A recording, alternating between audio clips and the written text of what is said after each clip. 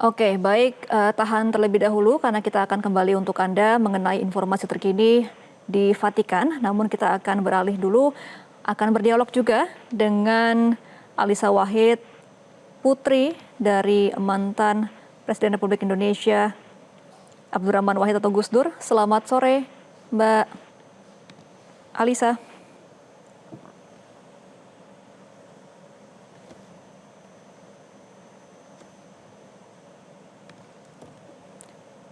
Halo, selamat sore.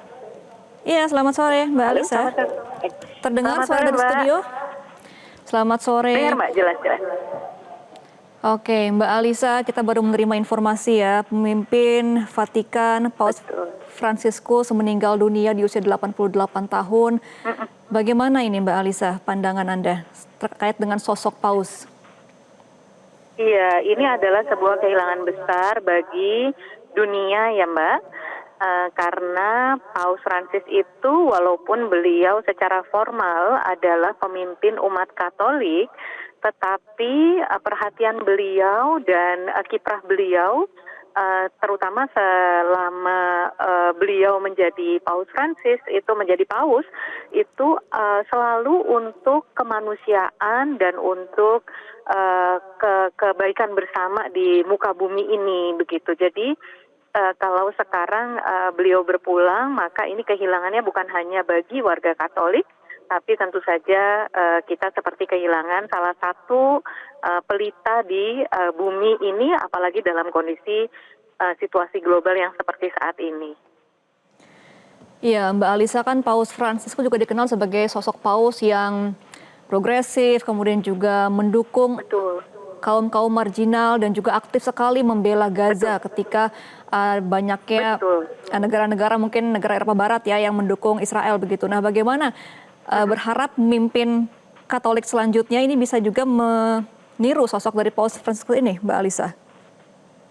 Ya, kalau Paus Fransis memang dari sejak beliau masih muda, masih di Argentina, itu keberpihakannya sudah sangat jelas ya Mbak. Dulu ketika menjadi uskup juga kan beliau mewajibkan seluruh Romo untuk menghabiskan waktunya lebih banyak di area kumuh.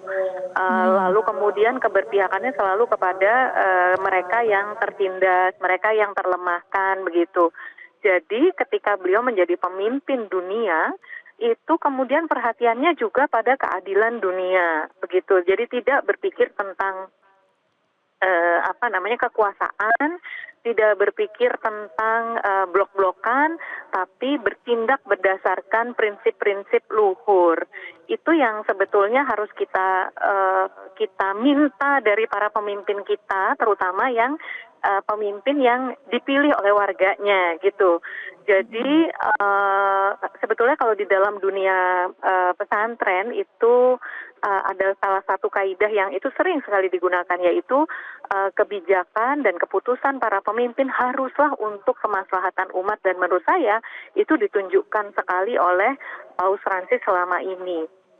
Bagaimana beliau membangun gerakan persaudaraan sekemanusiaan bersama Grand Syekh Al-Azhar, bagaimana beliau membuat edaran-edaran seperti Laudato Si dan Fratelli Tutti, itu yang semuanya untuk kebaikan bersama, bukan hanya untuk kepentingan umat Katolik aja, bukan untuk kepentingan kekuasaan atau blok-blokan dunia dan lain-lain, tapi lebih bicara ke sesuatu yang lebih fundamental begitu.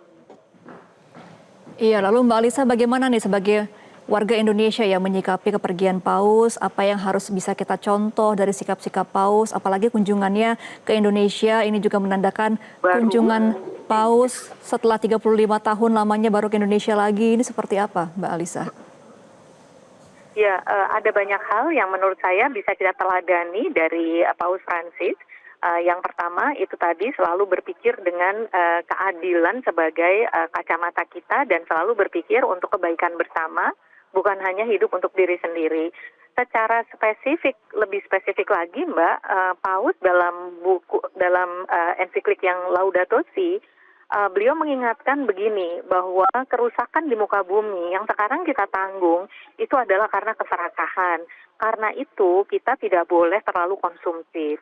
Kita bahkan Paus mengingatkan pada negara-negara agar tidak berlebihan dalam pembangunan.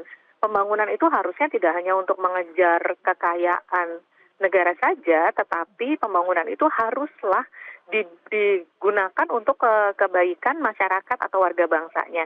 Nah, kita sebagai orang biasa, kita bisa meneladani itu dengan mengambil sikap-sikap yang lebih baik untuk komunitas kita.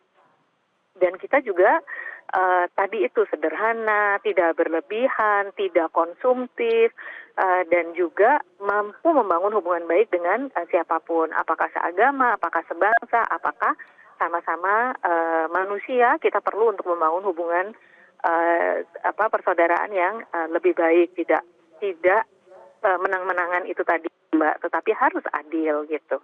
Jelajahi cara baru mendapatkan informasi. Download Metro TV Extend sekarang.